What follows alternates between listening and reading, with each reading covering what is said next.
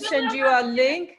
If you want feedback, Yeah, I can show you the link, but before we even go, you know, it was made under very difficult conditions because I didn't, first of all, didn't have any funding. When I thought about it, tried to get funding. Then I said, nobody's going to give me funding because this will be my first documentary. People will want to see something. So I had to basically scrape my own little, whatever little funds I can get. Fortunately, my crew is in India and they're all young, extremely talented people. And obviously their fees are not sky high. I could something afford it. But also because of the subject, everything is underground with these subjects. So on the surface, if you went to the same villages, you will have no clue that anything like this exists actually, unless you knew people there, unless you knew the right people who will point you to take you to those houses or take you to the people or get them together. So that's why I was struggling for years and years and years to find about this, to connect to NGOs. And somehow that happened in a very interesting, unrealistic, I mean, totally it was unreal the way it happened. I can tell you the story before we watch. I was, for the first time, my daughter's friend, they were, you know, they all did,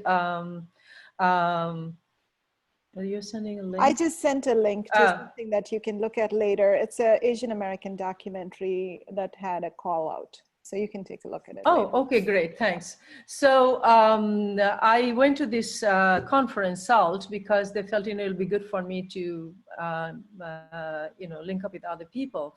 And we were coming out the first day, we were coming out from the conference, you know, the opening inauguration, and everybody went to this little sort of bar restaurant. And as we were going in, myself, my daughter, you know, our little team, a girl just stopped us. I said, where are you all coming from? Out of all people, there were all South Asian people going into this restaurant.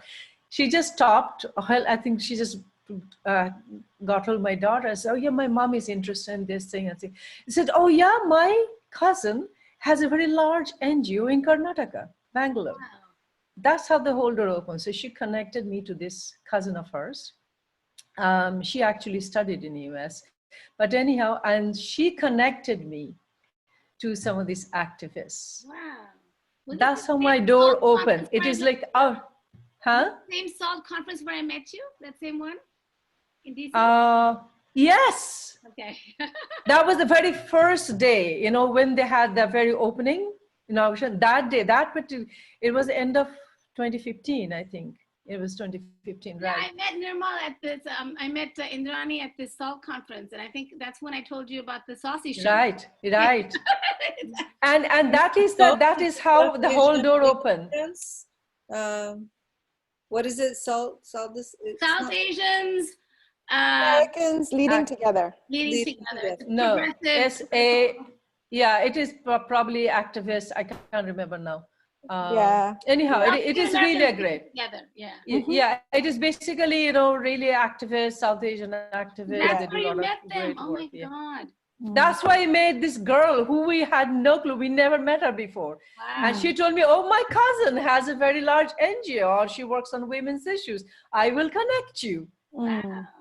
And I have been been trying for the past 5 years, even before that, to connect. And nobody will respond. I've been writing these NGOs and nobody will respond. But so sorry, anyhow. Indrani, one quick question before you go further. How did you particularly get on the road of this, wanting to even do that research? What that's was a good question. For you to say, I want to either make a documentary or artwork about this? So I'm curious. Well, 2009, I had an opportunity, I got an invitation to do a lovely, I would say, residency in India. So I decided, and you know, I have been out of India for a long time, way, way, way back. After finished college, you know, I left India. So I said, this will be a really an interesting opportunity for me to connect with India, my native land, see what are things, what has improved, what has not improved and all that. And I had always been interested on women's issues. Because, you know, I mean, you're growing up, you see things, you see the dichotomy, you know, you have the goddess and you have the, you know, other woman who is a second-class citizen always. So I started to look up to all this women's issue, and I just stumbled on this thing, the real nature of this thing, the real truth behind it, because we all knew about Devdasi, but we all know what is the more the glorified aspect of it, that they're beautiful dancers, singers, and all that. But you never know what is the real story behind it and what is the situation now, or has been for a long, long, long time. And that really prompted it. You know, I was a mother, I had a daughter, you know, I have a daughter. I can't imagine my 10-year-old daughter will be abandoned in a system like this where she will be sold, basically, to prostitution. Growing up in India, I had to catch bus, I had to do things, and you were constantly groped. I mean, you felt like you couldn't go on the street in a crowded place without being touched improperly, you know. So any young woman in those days, you know, I mean, even now, I believe in a lot of Indian places, they are constantly being improperly touched, and you carry all these, you know, horrible feeling in your body still. So that did it. You know, I said, I can't believe that this thing exists. And this is the truth behind this story. You know, I always heard about this, you know, there are always a lot of beautiful romantic stories about it. You know, yes, there have been some who has gained some fame and really reached somewhere, but majority, 99% of this is the true reality for their lives. So that's what got me start to do online research to find out more about it. And that was it. Wow. I couldn't believe, the more I dug, it was more horror stories, you know, I found. And you know, how even some young women, they're 12 years old and the vagina was slashed because it was not large enough for a 40-year-old man to go in. Oh. So when you read these stories, you know, and it is just, I just felt that I want to talk about it in my work, you know. And, you know, and not only that, you have wife burning, you have all of those because of the dowry and all of those that went on in India. My little sister, my cousin, but they're all like brothers and sisters. She had a friend, extremely bright girl. She finished her master's degree and all that. She was married and all that. And the in-laws were not very great. And suddenly one day you found that she has died of an accident in the kitchen. You know what it was. I still remember her face. Stove blown up and she was dead. She was basically burned, obviously. So you had all those, you know, that's the background we come from. And I, you know, some of those stories are very close, some of them probably not so close. So immediately I just identified with it. Not typically because they're Devdasis, because we're women, and this is how women are dealt with sometimes. This is where we stand, you know, still very vulnerable. Mm-hmm. So that's what made me go into it, because I felt that is an extreme example. That what could be worse than you were 12-year-old, 11-year-old, and you suddenly got sold to a highest bidder. That's basically still happens there in some villages. They get sold to the highest bidder. So that's the reason. So we have only 15 minutes left. So we'll just watch a little bit. So what you do is, I don't know how to share my. First of all, so you want to open up wherever your video is. Yeah, I just opened it. Start playing it, and then you push at the bottom. Share screen. You see a little green button? Okay, start. Yeah, I just pressed it, but it didn't. Okay, and then on the share screen, try to push. There's the next button will say something like audio. Try to do computer audio. That will get the audio directly. Otherwise, it'll be a big scratchy feedback. Okay. So share screen, and the next screen that pops up will say audio, and try to click computer audio. Then we should be able to see. I have the computer audio on. No, I can't find you. It says that the host disabled attendee screen share. Oh, I did? Oh, good. Yeah, so check that. Hang on. I need to make. Okay. Ooh. No, hang on. I'm going to make you co-host. That's the easiest. You know, we were told to disable all kinds of things. Hold on. That's happening. Hang on. I'm going to go into participants. I'm going to make you co-host. Okay. You'll be able to share. Indrani. I'm at QuickTime. I'm trying to. Yeah, all this stuff got disabled because. Here we go. I'm making you co-host. There you go. Now you can share. No, I can't even find my. Hold on. I can't find my Zoom screen. There we go. Yay. Yeah, and then So it just started. let's see if you can click computer audio for the share screen. After the share screen button, they should have gotten another. Yeah. You have the computer audio? No. Yeah. We're not getting your audio. We're not getting your audio. Not getting the audio. Oh. Not seeing it? We can see No, it. we're seeing the. See, but we're not hearing your audio. How is that? So go to share screen again, and there's a button on the left, I think, that says share computer audio. That's what I've been doing past 2-3 years. So the empowerment project is ending. Our film would have been totally complete, but then COVID happened. So hoping to finish the last bit of it. And that's a full feature length, very in-depth. I had the funding so we could actually get proper cameras. This was done with my simple camera and, you know, my DOP's camera that he had.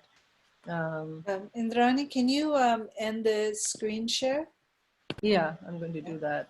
Then we can see you. Yeah, right. And, Well, this yeah. is a good time with, you know, to be working on video stuff. I'm actually spending most of my time on video and sound projects. So, you know, Yeah. to the extent, you know, you can't shoot new stuff maybe now very easily, but you can do. No, I can't do my work at all because it's a 4K film. The new film is a 4K film. I don't even have the equipment. I work with a team. My crew is in India. So Oh, it hasn't been shot yet. It hasn't been fully shot.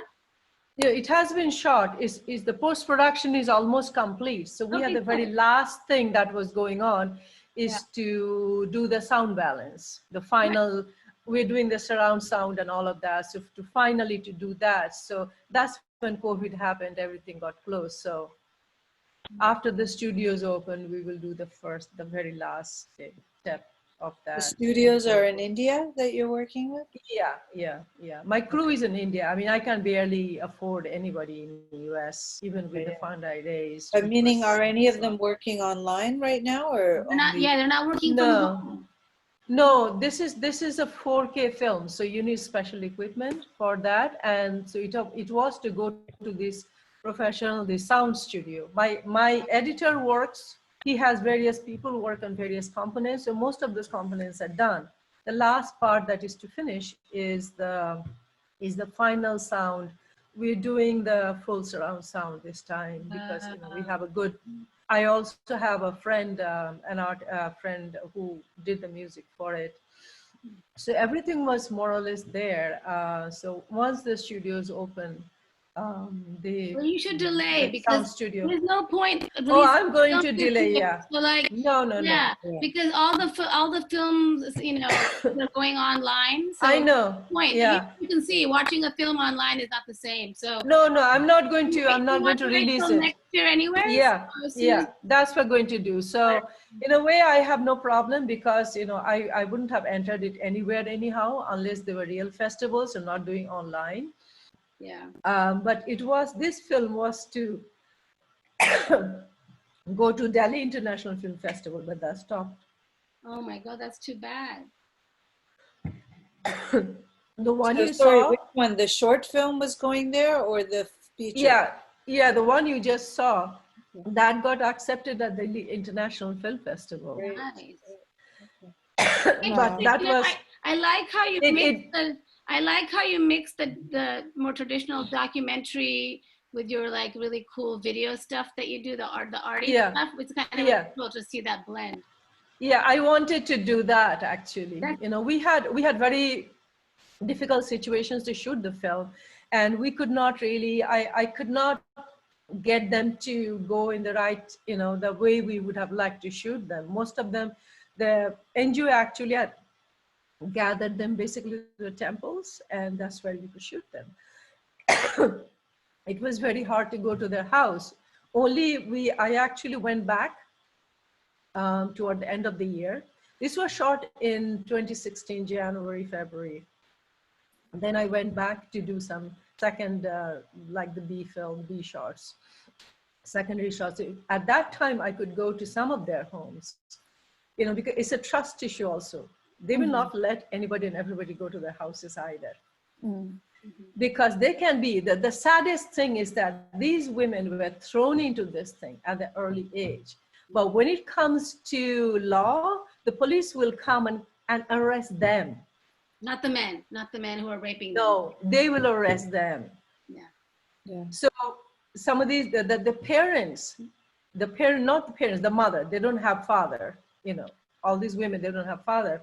So the father, the mother will get arrested if the police finds out that they're dedicating their daughter. Sometimes they did those things because out of poverty, most of the cases, because these places are actually very impoverished. They have— Who gives them money? I found it a little confusing. So they're dedicated to a temple in the name of some god, and then some man actually— This is just a wash. This is just a front. They're just made into prostitutes, and they take money.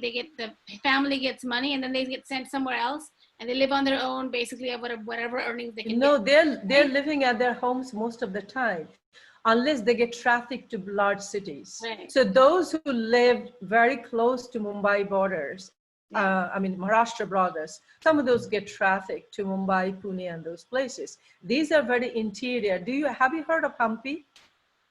This World Heritage Center? These are all the villages around Hampi. Hampi is really a UNESCO World Heritage Site. It's an amazing place. You saw some of those temples, actually. We shot there as well, as our background. What was the temple in the midst of water? I think in one of the initial shots. Those are Hampis. Those are scenes from Hampi. Oh, really? There was one shot that was zoomed out. Well, there were many temples. There was one temple where it is more modern. You can see the color and all that. That is in a town where this young girl, I told you that she actually is a graduate. According to her, she was dedicated at that temple. So we actually, at age 5, when she was 5, when we shot her, she was in her early 20s, maybe 21 or 22. She was lucky. Her parents, some of the parents, they're so, you know, some of them are illiterate. Like she actually has a parent, so she doesn't come from the Devdasi background because she has a father. But she was born with a disability. You can see, so she was limping. She couldn't walk. So some of these, you know, they suffer from such, prejudice and such thing that they think that if they dedicate her to the goddess will make her better. Oh. So the girl who sang, she is also not traditionally from a Devdasi family also, because she has parents. She has a father, in other words. So when you have a father and a mother, that means, you know, they're actually not from Devdasi tradition, because the Devdasis cannot marry because they were dedicated to immortal, a god or goddess. So they basically become outskirts of family. They're just outside of society. They're bastards, basically, because they don't come out of wedlock. So that's what happens to them. So these mothers basically bring up their children with at the mercy of the guy who fathered the child, as long as he will support. When he stops supporting, they are on their own. And most of the times, after she gets pregnant, the guy leaves. Or gives her AIDS and then goes. Yeah, a lot of them are actually HIV positive as well. That's what happens. They are not even sometimes allowed to practice safe sex because the man doesn't want her to have any protection. So these are the horrible realities of their lives. And these children come up without fathers. Some of them who are, if they're lucky, they may have the same partner supporting them. But it is, again, she's always the other woman. You know, they have families, and most of the time they're older men, as you saw in most of these cases. So they don't get enough support. When the man leaves, they live by doing manual labor. construction workers or agricultural laborers. That's what they do. As you know, these are seasonal, so they only can do them when the season is on, and they try to save some money, and most of the time they can. So they are forced to take other men if the other partner leaves. And that's the thing. And when they get older, if their children, if they have daughters, then the daughter becomes the Devdasi. That's how this tradition continues. And the tradition says that if you are a Devdasi, you have to convert at least one of your daughters to this system. That's how this system persists. This is how pernicious this system is. So this is how it continues. Some of them are trying not to, I guess, if you are resisting. And they try not if to, they can afford to not. Yeah, especially the ones these days, you know, they are becoming more bold and more strong, and they're trying to resist it. But the thing is that at the end of the day, they live day by day. Like if they go out, they get a job, because agricultural laborer, they will have money to pay to buy food for their children. So some of them will become like, you know, like the thing is that most of the cases, people, they may not work, they may not be able to get a job as maids and anything either, because they are ostracized. Mm-hmm. They are seen as fallen women also. Mm-hmm. And they are living in villages. You can imagine, if cities have prejudice, you can imagine what happens in villages. So there are a lot of things. So this whole thing about being servant of goddess, being dedicated to the goddess, that they go to the temple, they clean the temple, they look after the goddess, are actually just a front. In most large temples, these women can't even enter the temples because they are Dalit. Right. They're untouchable. They I have only one question, Indrani. Yeah. There was one comment somebody made in the film that if there is any drought or anything in the village, mm-hmm. then there's also this like pressure that will be put on these Dalit women to dedicate the daughter, right? Mm-hmm. So it's curious because, as you said, they're banned from the temples, but then when the town or the village needs something, mm-hmm. they become the offering. But then, have you heard of any instances when that pressure is applied when those who are complicit in that system, other than just the mothers, are actually being charged with the crime? Yep. Basically, okay. That has happened, and it does happen still, but everything happens in secrecy. You won't even know that has happened. Yeah, but no, meaning, do they ever get arrested? Yeah, they do get, yeah. If the police find out. But will the temple leaders ever get arrested, or is it always only the women at the bottom? That's most of the time, the mother will get arrested. First, the mother will get arrested. Sometimes it's possible. Applied from outside. Some other men can get arrested, but depend on the situation. If they come from some of influence, they will not get arrested. Okay. So this whole thing is extremely hypocritical. Okay. So it's corrupt all the way. The temples do get involved sometimes. Sometimes they want it. Yeah, the temples are not directly involved because they're scared. And what has happened in this case is that the temple that you're all talking about, was it Nirmal asked the question, the large, tall temple? So when you go to these temples, they will see that there's a police posted there. That doesn't mean that it doesn't happen there, because police are bribed and things can happen. But because of there's, the law is enforced and sometimes they are punished, the priests in the temple do not let it happen in the past, but they might go to their house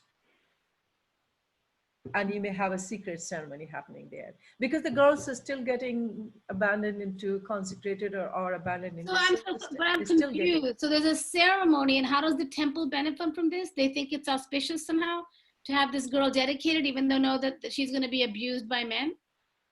I think what Indrani is saying that it's like a cover. The temple provides cover for prostitution. This is a very old tradition. This tradition. No, I know about the tradition, but I mean, so Shelly was saying how when there's a drought or something, there's a pressure to dedicate a girl, and does the temple sometimes get involved in that dedication to prevent the drought or whatever? So they think there's something good about doing this dedication. Of course. Okay. Because they believe that this is going to get us better. I mean, why would you believe that I need to sacrifice a lamb or sacrifice a goat to bring rain? And so it is basically sacrificing a human being this time. And the sacrifice is understood by the temple to be that she's going to be like physically raped by other people? Of course, because it used to be done inside the temple before. Right. These things these rituals used to take place. All of these women that you saw there, they were actually physically dedicated inside a temple. Right. Yeah. I think saying it's a cover. I mean, nowadays, they believed in it. But it's not just a cover. It is actually a Hindu ritual. It's a Hindu ritual. By the temples, but it's really, but it's also emblematic of the normal. But this is of subjugation and rape of women in South Asia. But the girls at the beginning of puberty, should be raped either in marriage or by these temple rituals. Right? So this basically was, you can say this, the origin of it, you can see in Puranas, the ancient text, you can see the origin of it actually took place there. I love it. So there's actually a goddess. Says, but I guess it's not totally clear, right? Even though it's not clear. I don't know. Yeah, I mean, I watching the film, like, it's not entirely clear until far into it. Like, and it's fine. Maybe you don't want it to be totally clear. Yeah, I mean, I want it to be an art form as well. So you get the script. For example, maybe you will now go and look for Manu. Maybe you will go and look for this tradition, how it originated.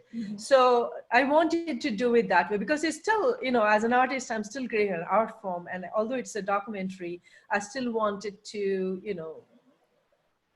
create those elements that will grab you, that will emotionally, capture you. And my interest was this thing also to make it to sort of call to action film.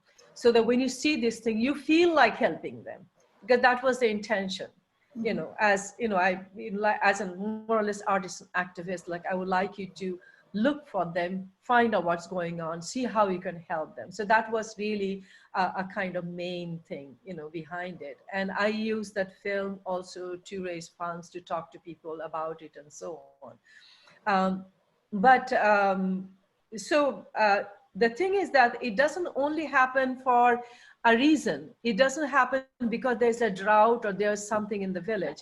They do it for that reason too, but this is a tradition that goes on to keep, my theory is to keep free women available to these men. Right, so that's why I was saying it's become a cover. Even though it's originated in the Hindu tradition, it's become a cover for a lot of people to take advantage of these women. And mind you, this was not only in India. This is a very ancient system that existed almost all over the world. In Greece, you find Tibia, who were the priestess. The priestesses were actually something similar to that. They had to satisfy men, like influential men, the kings and so on. So it happened in Sumer. It happened in a lot of different traditions.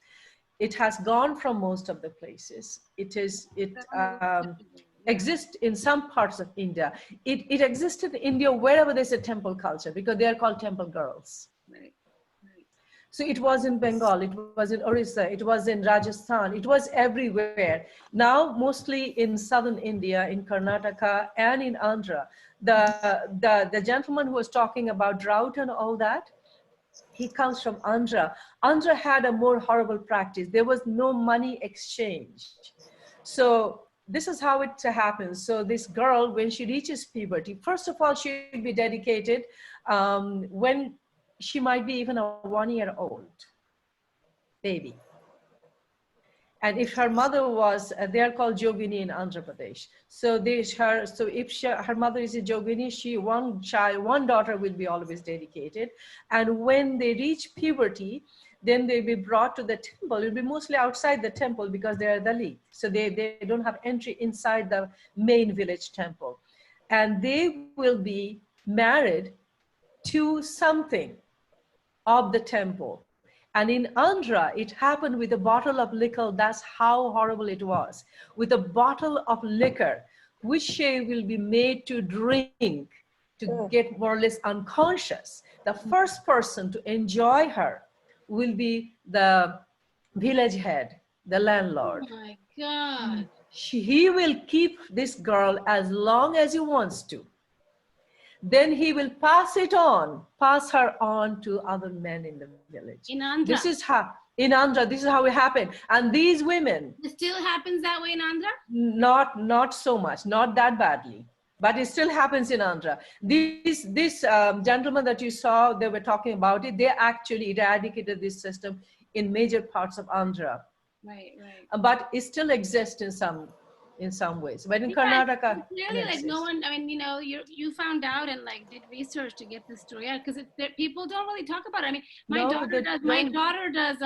daughters did Odissi dance here in Washington, and they were in a performance a few years ago, which was called Devdasis. I know. And they had this whole, it was this beautiful thing, but I remember thinking, God, they're like glorifying these temple girls, but clearly like people aren't necessarily aware or talk about this thing. Otherwise, this is like, I mean, it's, and the dance teacher is a feminist, but I mean, it's clearly not in their consciousness enough still. Yeah. No, it is. Mind you, a lot of it is online. A lot of research has been done, and you will see a lot of information are online. That's how I found out before I could actually go more inside to actually. People don't want to talk about it. They know. No. But I'm going to give just a bit of research from the other end, because historically, some of the people who are doing research, I'm not an expert, but just things I've read. It's a tradition that was of women that had a fair amount of sort of independence, True. Yeah. Hi. Hello. We're having a little art chit chat. I want to kiss you. Okay. Oh, that's sweet. I'll be about 2 minutes. Okay. Did you close the door? With you. Oh, this is an adult chit chat, so you got to go close the door, and then okay? No. I promise. Okay? No. Yeah. We'll be done soon. It will be done soon. A few more minutes. No. Okay, 10 minutes. No. All right. Go. All right. Give us some kisses. She wants kisses. Yeah. So anyway, a lot, meaning that there are moments where situations that might have allowed women a particular level of independence, artistic traditions. Those are places for women which make a lot of people historically uncomfortable. And so then those positions are then dismantled, right? So it is very possible that it was a tradition that gave women a particular kind of status, but also removal from the norms of the society, right? But then, obviously, the more you can dismantle that system, because it threatens patriarchy, right? And so when you can dismantle that situation, it ends up where what Indrani is dealing with today, right?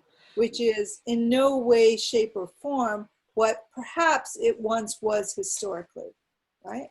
And as an artist, as a feminist, I'm wondering if there's a way to basically, again, dismantle and destroy what it exists today. But is there a way to do that while also embracing what it once may have been? Okay, this is what I will tell you. Yeah, what you said is true, but it's partially true. Yeah. There was always a bit of that, but it's a very small fragment. The way it originated, its origin was different.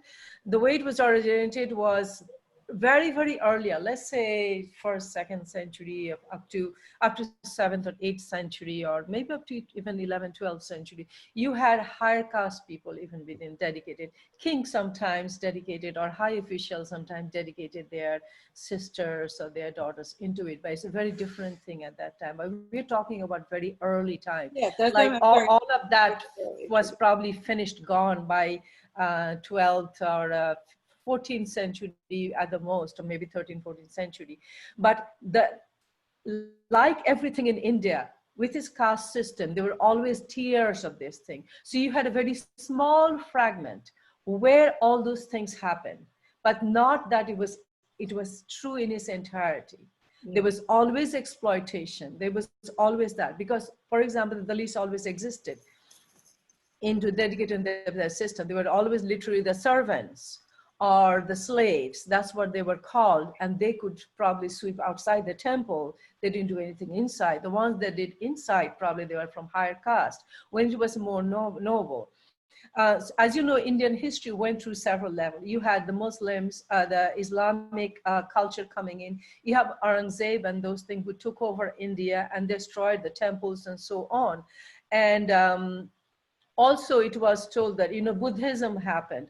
So exploitations and corruptions happened in this system at various points, various times. So at the very early stage, there were some idyllic situation, and you might have heard of Sitanka and all of that who really agreed, but they came from very, very early, between probably 2nd, 3rd, 4th century AD. You're talking about very early times. But I think the even whole system, right up until the medieval period, but they're saying up to 11th, 12th century, it probably has seen some glory, but that other side of it always existed as well. That exploitation always existed. So there was always various tiers of it, high to low tier.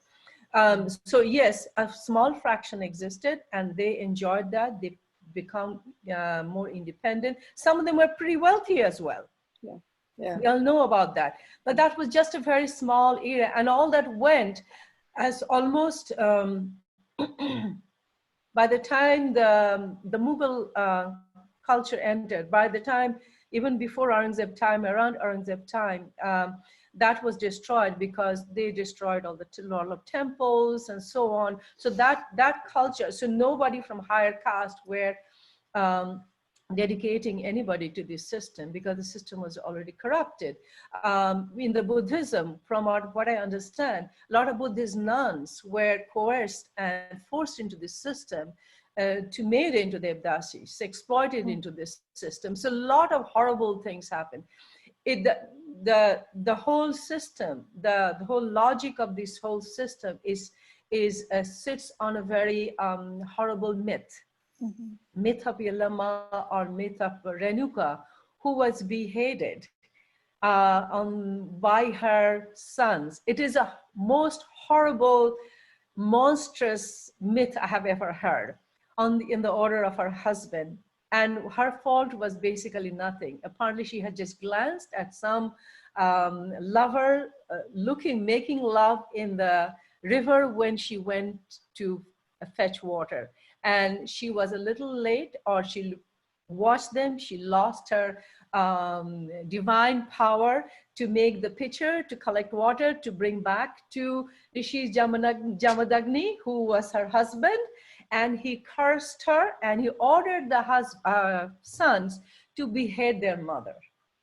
So there were about 6 or 7 sons. So 4 or 5 sons all refused to do it. He turned them into basically the eunuch. The whole system has a eunuch system, you know, so they turn them into eunuchs.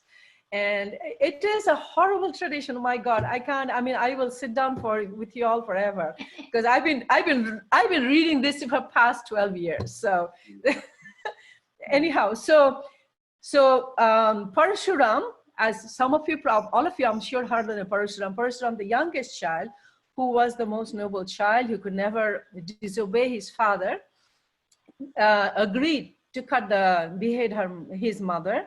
And then he asked for some boons. And then he requested that after I cut off my father, he promised to join back my mother's name and bring my brothers back to life. So she was beheaded.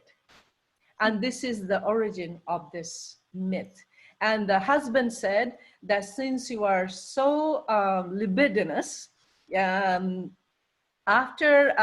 this is what we will do, that the Dalit, of the low caste young girls, will be dedicated to you. This tradition will form, they'll be dedicated to you, so that any man, any man can have sex with them to satisfy, and you can enter their body to enjoy sex. I'm putting in raw terms. So basically that's how this origin was evolved. So I have no sympathy, nothing for this system. I mean, to me, why should a daughter, why should a 10, 11 years old will not have her freedom to decide what her future will be? No matter how much independence she gained when she became this woman and how much wealth she did not have that freedom to decide whether she wants to be a Devdasi or not. That is my only thing. If I decide as a 12-year-old that yes, I want to be Devdasi, then it's fine. But no, it's not every fine. single one. No, it's not fine. I know it is not fine, but just for the sake of argument. Capacity to enter. I know. Nobody has, you know. I feel the same way about people here, like who marry their children off, and you know, in this country, there's Catholics, other people who will. You can get an exemption from the judge to marry your child off to the person they're having an affair with or something else. And when they're 16 or 14, but that also is completely wrong because you don't have. It is a terribly wrong system. It is that some women, there is a group who live at the border of Maharashtra and Karnataka. They are a ferocious group, and there's a documentary made by Vice on that group also. They claim they're Devdasi, but most of them actually became Devdasi as an adult. That is fine. I have no problem, and they are into sex work. My thing is, don't call yourself a Devdasi, call yourself a sex worker.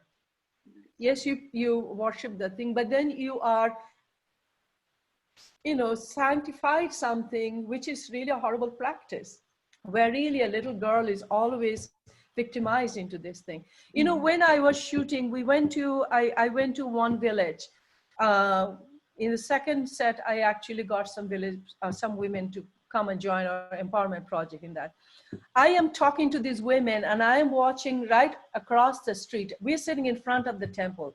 So there's a young woman with a tied head listening to us, not saying a word, with a little child. And just across the street, I was watching a little family where a young girl is sitting at the doorstep, almost in the dark, with her head tied with a little towel, and some of the other members of the family sitting in front with a little baby and so on. So I just became curious. If I go and ask them what is going on, you know, why is she, her head is tied up, why she's not coming outside, because she's watching us, they're all watching us, but then they didn't join our group. So I went to ask her. So I speak to the mother, the young girl, she was about 17, 18, still sitting kind of at the doorway, not coming outside. So the mother said, well, you know, she just gave birth, and our tradition is in Karnataka, when you give birth, you have to tie your head to more or less protect yourself from catching cold or anything, I would think. And you don't come outside much. But she's a Devdasi. I am sorry, we forced her to make a Devdasi. So just a year before, so this, I'm talking about 2016. Yeah, 2016, late 2016, November, December. And so in 2015, this girl, 17, 18-year-old, refused to be turned into a Devdasi. Her grandmother wanted her to be a Devdasi. Grandmother said she should be a Devdasi. They locked her up inside the room. They beat her up. They turned her into a Devdasi. And of course, the young man got her impregnated, ran away. The man is nowhere in the scene. And now the parents are lamenting and regretting they turned her into Devdasi. This is the situation. I accidentally found out. There are hundreds of them still going on in Karnataka and Andhra and those places. This is how sad it is. Wow. Well, thank you so much for doing this work, Indrani. It's very important work. Yeah. Well, it's thank painful. you for watching. It is very painful, and I mean, it's my I think about these things all the time. I'm trying not to, but the second film, I'm hoping that it will come, and I'm happy that I could do this. I am really thankful that those women let me in their houses, and you know, and the great thing of they trusted you. They let me they trust me now. I mean, I can anytime go to their houses now. The little girl you saw, I found a sponsor for her. Nice. Who is going to put her, she's already going to a good school. She has been, I mean, now with COVID, she has gone back to her house, but she is in a hostel. She's in a good school, and this family will make sure that she goes through college and all that. Could you send us a link to your empowerment program? Is there a web link? Yeah, actually, I had to make a whole website for it. So it's Yes She Rises project. I will send you. It's a nice website. I saw your website, Indrani. Yeah, I had to learn how to make a website and do the whole thing from scratch. So this is what my life has been for the past 3 years. But so well worth it. I'm wondering if I'm sure you've been thinking about all this stuff already, but since you're doing the feature film and this is there, would you be open to like allowing even, let's say, limited release or some way to use the smaller film, the short film, to help promote the bigger project? Because during this period, there are a number of filmmakers, etc., who are releasing their films for free and allowing screenings and sharing via social media. And I mean, I've been watching films from old copies of right? The Narmada Valley film just was up for a few days. And it's just great to see these things that are out there. Some people may even know about them, but nobody's been able to watch them. So, you know, it's just, I don't know, and I definitely, obviously not the full feature film, but since you have this, it's already done the rounds of some festivals. I just feel like it would be wonderful, and obviously to get people thinking about these issues while you're forced to be. I'll be very happy to. Honestly, send me some links to the websites where you're seeing these things so that I can approach them probably. The reason is I have to figure out how to do that limited thing, you know, because once you put it in online. I mean, it could be on Vimeo, and you could just, it could be up to you for how you could do limited. Say limited, like few days and so on. I am ready to do that. In fact, this film is coming out of film festival. This is the one that you just saw. The last one was going to be, the last one was going to be, was the Delhi International Festival. It is so sad that was my dream. I had missed a lot of deadlines. Finally, I remember the deadlines, entered the film, it got into, and I could show it where it would have been seen by right at the Capitol. And a lot of embassies get invited to that. But if you ask them, because I've actually been attending film festivals online. So the ones that were I have checked. I don't know what happened. I mean, I don't know. Delhi Film Festival, I couldn't find out anything from them anymore. Okay. They just... some have gotten it very together. And I saw a wonderful Nepali film with, do you know the Toronto, it's called Images Festival? No, it might be a good one, or Hot Docs. Those are in Toronto. Can you send us the links, Shelly? So I wanted to watch like more experimental film, right? And it could be documentary format, but they're looking for artist-led, like short film. And they just had their festival, which was in April. You know, obviously they had to, on their feet, they managed to get their films up online and do screenings and Q&As with the filmmakers. So I thought that was great. I haven't attended their screenings in Toronto for years, and I could participate and see. I just caught the last one, this great Nepali film. Yeah, I'd love to get a link. Yeah, I would love to get those links as well. I mean, watch it as well, and also approach. What happens, the film festivals are pretty expensive also. You have to actually pay to enter and then wait to get selected. So it is. But if you're trying to, so the thing is, okay, the film festival is for, like, you know, being lauded as a filmmaker. But if your point of this is actually to also, you know, reach a lot of people and educate people about this problem, then you need to reach people in a much broader level than film festivals. And so I don't know what the best way is, but You know, you could do a YouTube watch party. You could do a Facebook watch party. There's a lot of ways. Now that you've been through the festival route, and it doesn't matter to you as much, I hope, and you're also working on another film, which is right. It doesn't matter to me. You're absolutely right. Film. Yeah. So this film at this point should be your like piece that you could use to raise awareness. It's also shorter, right? Yeah. It's a perfect thing that you could try to do.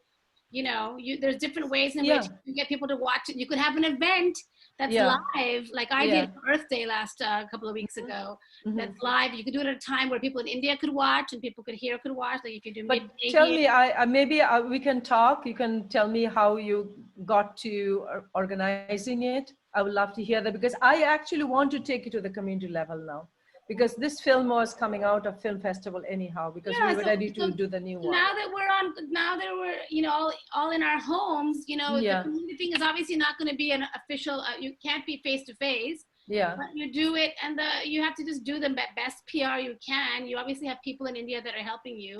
They can get the word out in whatever media is important in India. If you want to do it obviously this is something you need to raise awareness about in India, I would think, more than, I mean, those of us over here, what can we do? We can give some money maybe, and maybe help, but right? So but you know, the sad thing, in India, they don't want to know about it. Yeah, they don't want to know, but they need to know. That's what I'm saying. It's like I know. Whitewash. But if you do, like I did this thing for Earth Day on April 22nd, I decided to do it. Our actual installation couldn't happen, so I decided to do a Facebook Live event. I decided to do it at noon here time, so it could be lunch break, and it could be 10 p.m. In Bangladesh and 9:30 p.m. in India. That's a good time. Did you just contacted your friends and so on in India? I don't contact anyone in India. I don't know anyone in India hardly. I mean, sorry, Bangladesh. Not just my friends, like you, like me, you have a whole gang. You have right, okay. Not my friends. Yeah, I could do a Facebook pad. Yeah, I have. No, but if you want to do it, right, you can get a lot of people to watch. I had 2,000 people watching my event. Okay. It's a 1 hour event. You have a 10, 20-minute film. You show the film, you have a discussion afterwards. Maybe you can get some of these ladies to join. But you spend the kind of energy on it that you would on a I know. Yeah. You can get a lot more people watching it. So I'm saying spend $100 on Facebook ads. Pay some of your people in India to help you with promo on Instagram and Facebook, right? You know, have a $200 budget. Instead of spending the money on the entering into film festivals, maybe that's not worth it, right? I don't feel like. Think about it. At any film festival, you're lucky you have 20, 30 people in the audience. Right? I had 2,000 people watch my event, and I don't even, you know. If you can imagine, you could have hundreds to thousands of people. Yeah, that's a good idea. Yeah. So you could do, so these are things, I can't send you any more information than that. All I can tell you, this is how I did it. I just Googled it. Yeah. You can do Facebook Live, you can do Insta Live, you can do YouTube. These are the things I looked at. But I found Facebook Live was good. It's not the best way to show a film, however. So I would suggest you try YouTube. YouTube is better. YouTube, I do have the films on YouTube. But I don't know how YouTube Watch Party works. I couldn't figure it out. I will check it. I will check it and see if I can figure it out. Otherwise, Facebook. Because I couldn't figure it out.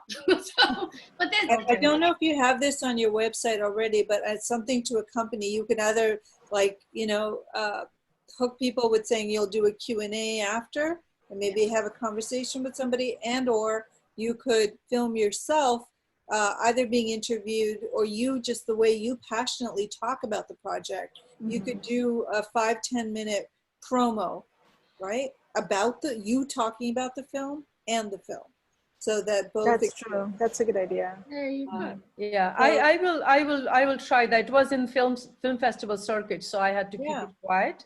Yeah. Because once it is in the film festival circuit, you can't really openly do any public thing. Yeah. It has finished, but emotionally, I have to tell you, I am very drained, because this is a very intense topic. And you have seen 10 women. I actually have spoke to 50 women and their life stories. And I've been researching topics. Emotionally, it has been extremely draining for me. So yes. I am actually catching a little breather, because I went second time. And then from past 2 years, not only raising funds, doing the empowerment project, dealing with all the issues, you know, all the things with the NGOs and all that, because they actually learned how to make agarbatti. 40 women learned how to make agarbatti, so they have something to fall on to. Wow. if they have no support. Amazing. Yeah, That's amazing. so that's what I've been doing for 2 years. So that's what the website and everything went on for. So are the agarbatti are being, they're still going on? It's happening? Yeah, but now, of course, yeah, everything is closed due to COVID. It was more, yeah, it's still going on. They are still, you know, we bought a machine for one group learned the manual way of doing it. So there are, you know, like these villages are very scattered and very remote. So it was really to bring them the logistics of bringing them together so that they can learn at the center was a tremendous difficult job also. So a lot of things, you know, has happened past 2-3 years. To do anything can they that work on it? Sorry, I'm interrupting, but can they do that kind of work independently at home, or do they? Yeah, they can, because they all actually learn the manual thing, which they can just sit down at their home and they can make. And some of those who are making at home, they're actually just going to the village market and selling also on their own. Of course, it will take months and maybe a year or two for them to really make enough, to sell enough, to make a living of it. You know, the beginning is very hard, and the reality is so hard that they have to have an income every day to feed their families. So basically, it's day by day. That's how life is. Their life is. Right now, the NGO that I work with, struggling with giving them some food. So he was asking me, but my organization can only do projects. We can't make donations. So I told him that if you can make you know, some sort of portal, something where they can donate money, I will spread the word to my friends, you know, just to donate so that they can give them food baskets. So they can survive in this COVID situation? COVID situation, yeah. Because remember, agriculture, everything had stopped.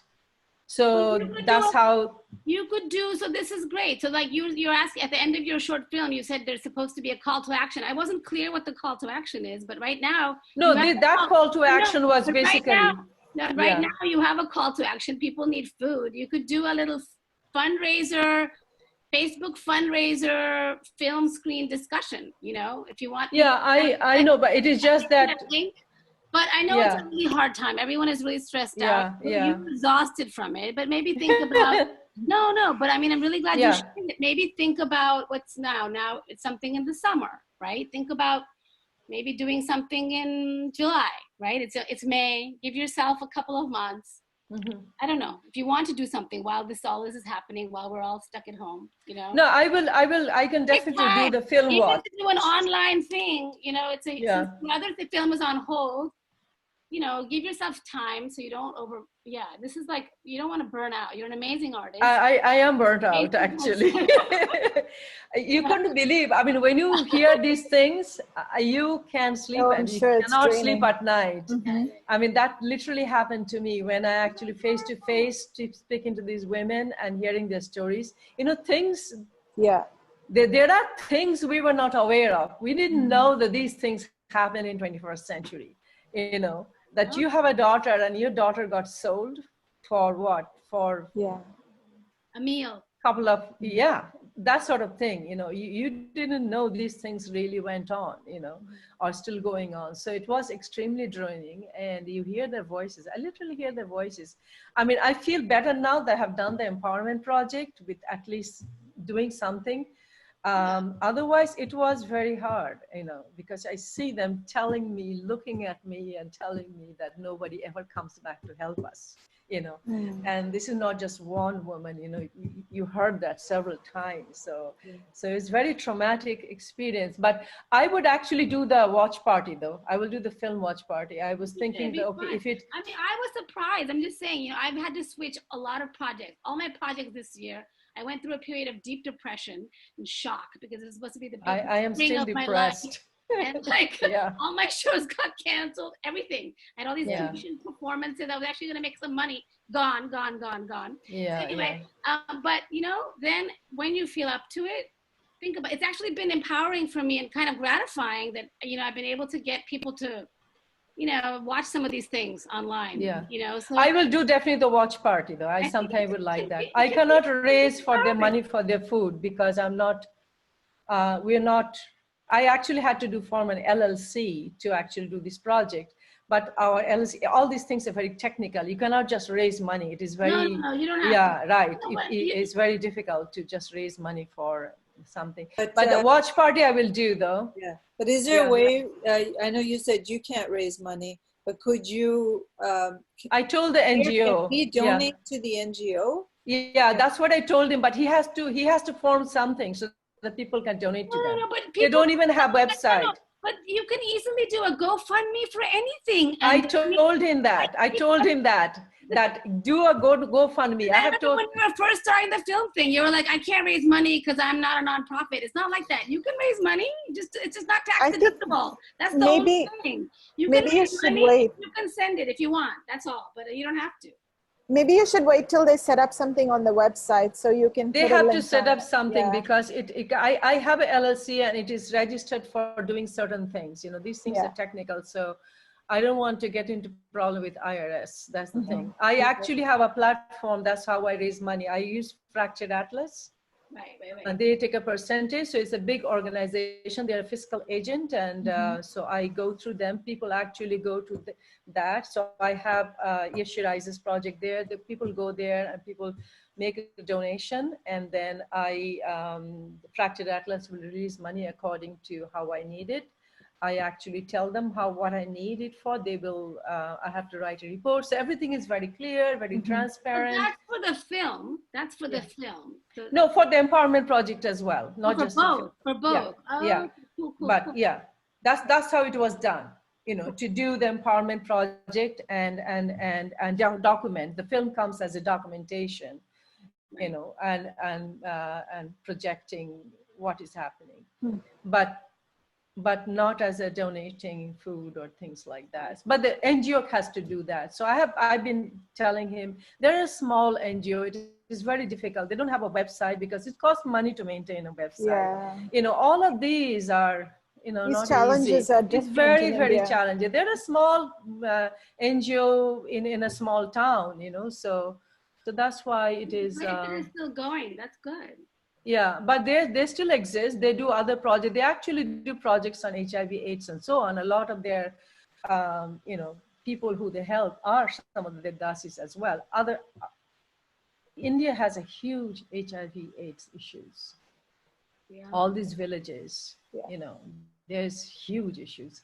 So they are much bigger than even Devdasi issue. But so some of these Devdasis are also positive. Right. Some are not, some are positive. So that's how they work and all that.